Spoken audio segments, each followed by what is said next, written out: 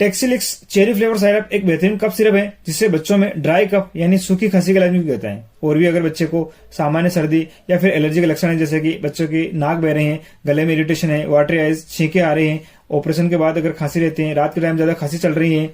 खरखरापन रहे हैं, अगर गले में कुछ भी निकलने में परेशानी हो रही है, गले में दर्द है, स्मोकिंग की वजह से खांसी चल रही है, रेस्पिरेटरी ट्रैक्ट इन्फेक्शन है, तो ऐसी सभी समस्याओं में इसका यूज काफी इफेक्टिव है। इसका जो डोज है 1 से 2.5 ml और बड़े बच्चों में 2.5 से 5 ml सुबह शाम आपको देने की कहा जाता है।